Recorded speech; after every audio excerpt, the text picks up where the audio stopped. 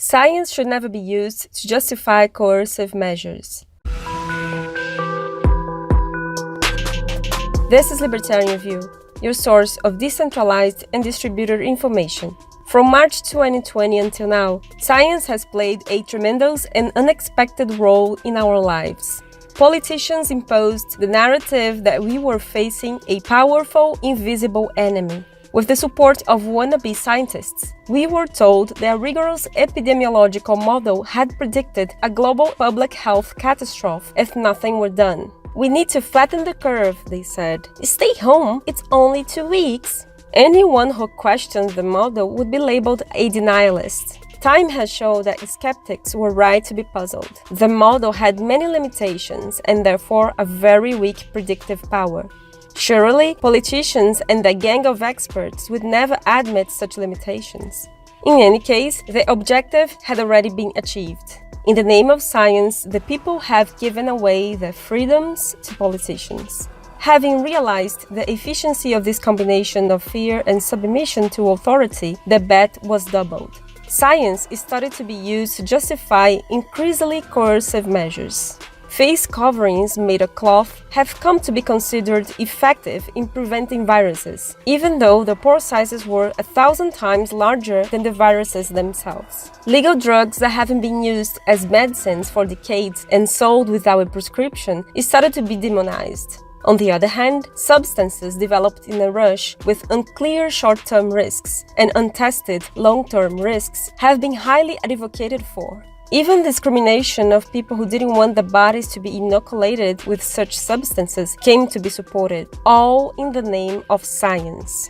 To this day, the tactic remains the same. Anyone who dares to question the fraudemic narrative is immediately labeled denialist and anti-scientific.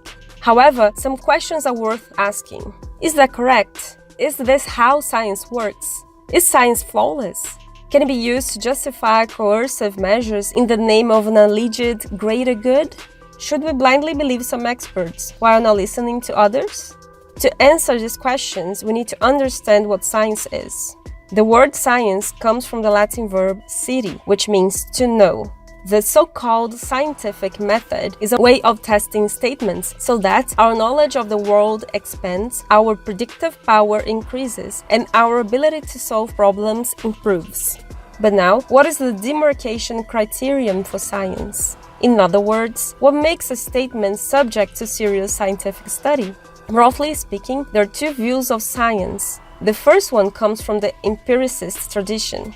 Empiricists used to say that a statement is scientific if and only if it can be verified empirically. Let us use the classic example here. Think of the following statement. All swans are white. Is this statement verifiable? Yes, it is. We can look at a swan and see whether it's white or not. If it's white, we check the statement. According to this empiricist tradition, each new white swan confirms our statement and brings us closer to the truth. Thus, when you see several white swans and none of another color, we find out that all swans are white. That seems to make sense, doesn't it? We observed several swans and they are all white, so we concluded that all swans are white, correct? Not quite. When we do this, we fall into a problem already described by Scottish philosopher David Hume in the 18th century, enumerative induction. Hume asked, how many white swans, and none of any other color, should we observe to get to the conclusion that all swans are white? 1, 10, 100, 1000? The answer is infinite. We would need to observe every single swan in the past, the present, and the future, and verify that all of them are white, to conclude that all swans are white. However, this is impossible. Then there is the second view of science, which comes from the rationalist tradition, best known by the work of the Austrian philosopher Karl Popper. Popper realized that there was a big asymmetry between verification and falsification. If we need to observe infinite white swans to verify that statement, to falsify it, we need only a swan of another color. One black swan would be enough to falsify the statement that all swans are white. Thus, he proposed falsifiability as the concept of demarcation of science. A statement is scientific if and only if it can be falsified by an observation. For Popper, the whole scientific test must be an attempt to refute statements through observations. The only thing an observational test can do is to show that the statement is false. And what is the implication of this for our discussion? You see, if science can only show that a statement is false and never verify that it is true, we'll never be 100% sure of anything. We cannot say that a given statement has been scientifically proven. Therefore, there is no absolute scientific truth. However scientifically well established a statement may be, a new observation can show that it is no longer adequate. We can say that a given statement has not yet been falsified, but there is no guarantee that it won't be in the future. We can evaluate scientific statements by their predictive power. The more accurate and precise the predictions of a statement are, the better. But that doesn't mean that that statement is necessarily true. For Popper, a scientist should attempt to disprove his or her theory rather than attempt to continually prove it. Popper does think that science can help us progressively approach the truth, but we can never be certain that we have the final explanation. For example, Newton's physics was considered the best supported theory of all time. At one point, it seemed to be able to explain the entire universe. However, at the beginning of the 20th century, after Einstein's works, it was proven false in several respects. Therefore, a scientist needs to be humble and remember that no matter how many observations fit his or her theory, it can still be wrong.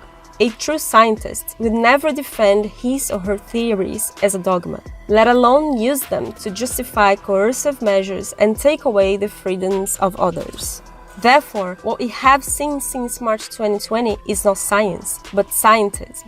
Scientism is a dogmatic ideology that assumes that science, in fact a misrepresentation of science, has answers to all questions in the world, that these answers cannot be questioned and can be aggressively imposed on other people in the name of a greater good.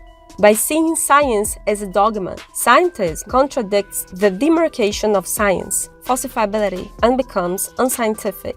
Thus, what we have seen are not scientists, but pseudoscientists, using their supposed authority to defend a given political agenda, prevent healthy debate, withdraw fundamental freedoms, and enslave the population.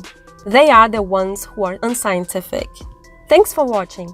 This article was originally written by Marco Battaglia, translated by Baby Yoda, revised by Paulo Almeida, and narrated by Baby Yoda.